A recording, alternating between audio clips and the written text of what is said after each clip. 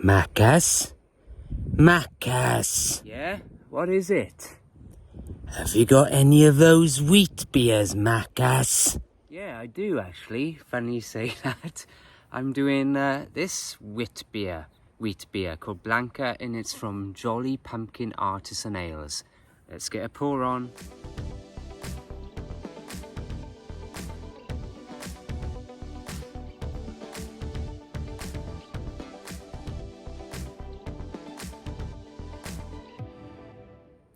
Oh yes, I am ready. Look at the cool artwork, huh?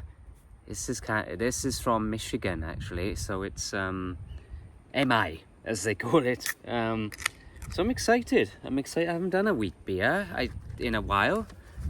Have I reviewed a wheat beer? I'm sure I have at some stage. Probably with the Draymond's, but it deserved the Duckworth today. I thought. I'm gonna pour that everywhere. I'm bloody spilling it here.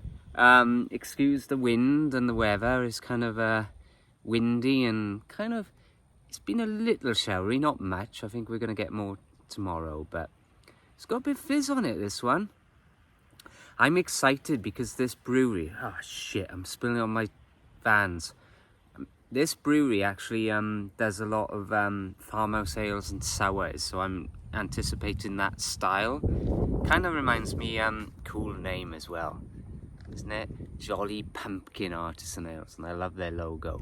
But there's a brewery here as well in Austin called what's it called?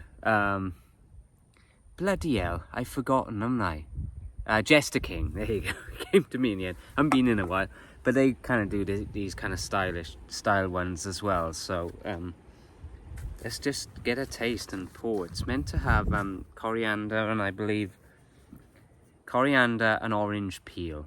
So it oak aged as well. I'll talk a little bit about that. Talk about the brewery. Oh, wow. I love my sours. You know, it's not true. It's a wheat beer, but that style, that orange scent. Oh, it smells so refreshing. Oh yeah, that's good. Nice kind of very citrusy, not too sweet either, just nice and citrusy. There's hints of coriander. The orange peel is slightly stronger. Actually, I'm picking it up a little bit more now. Oh yes, that's proper bow, I tell thee.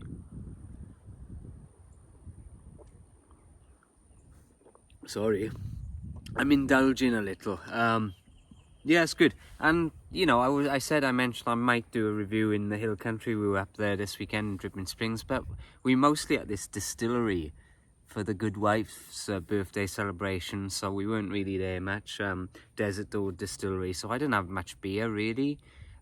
We did go to a brewery, but I've talked about them before on a previous review, so you know, we just kind of chilled out and enjoyed, but I might post a couple of pictures if I have some.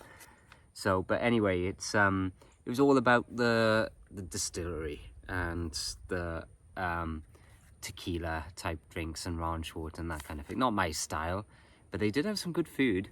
They had a wonderful game kind of van, and I had some antelope burger, and we had a quail burger. So, you know, fun times in Dripping Springs.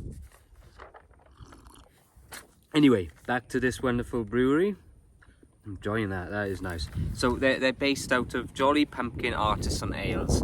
They are based out of Dexter, Michigan. And just for geography, Michigan's, you know, obviously much further north than Texas, around the Great Lakes area, and it's kind of near Detroit. So it gives you, if you look up the map, there you go. But yeah, it's they have a little bit of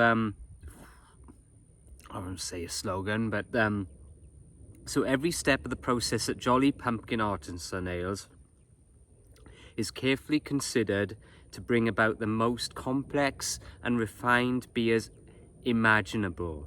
So, and it says, they talk a little bit about, you know, letting the beer mature, age in barrels and such. It's not rushed out, so that's what they aim to do, and there's no rush about it, so they're really getting that flavoursome taste to their beers. So I like that.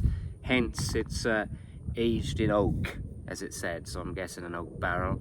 So can condition, oak age can conditions. I'm not sure I mentioned it's 4.8% on ABVs for this beer. So it's not too strong, you know, that's good. It's good. I got bloody beer all over my seat as well. Let me try and mop that up with my notepad here.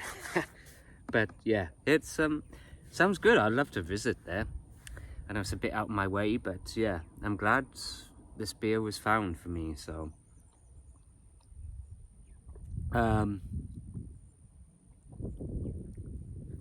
sorry, I'm looking at a previous brewery. My notes went over and I'm looking, Austin on Kramer Lane? Who's that? I keep all my notes handy. I should probably just toss it, but yeah. So yeah, it's a bit about them. You know, check them out if you can find them for sure.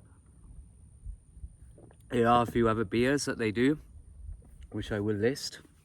So they have a Belgium strong golden ale, and it's called Oro di Calabaza. I hope I'm pronouncing that right. Excuse my French, as we say. But yeah, and then they have a farmhouse ale called Bambia. There's a sour called La Roja. Sounds nice. And if you like a brown ale, which I do actually, they have one called Maracaibo Especial. So there's I pronounced that all wrong. I know it. But yeah, there's a few different beers that they do. Like I say, they seem to navigate towards the farmhouse ales and sours, that kind of style. So yeah, it's exciting. I'd love to find some more of these guys. Hopefully I can. I'll have a look. As for this little gem, it's perfect. You know, it's been a long day of work. I've been up to Austin today and back, and then took my little boy to taekwondo, doing very well, taekwondo. And yeah, so it's been a long day, and it's good to get home and have a little drink and enjoy the vista out here on Vista Valley Ranch. Well, that's the kind of Vista Valley is the housing development, and we're on Salt Hole Lane. So there you go. But yeah, this is great, and it had to do justice with the Duckworth. Jack would be proud. But honestly, I cannot give this fine Witbier, anything less than a solid 9. Jolly good show, chaps. You brewers are doing yourselves proud, and I love your cans as well and the artwork. So there's a lady with golden locks looking out on the sail ship. Beautiful. I feel lost in that scene, but yeah, anyway, cheers guys. It's a solid 9, and I will bid you a fond farewell, and hopefully I'll get something else out for you guys this week, or a few photos at least. So cheers until then. Ta-ra.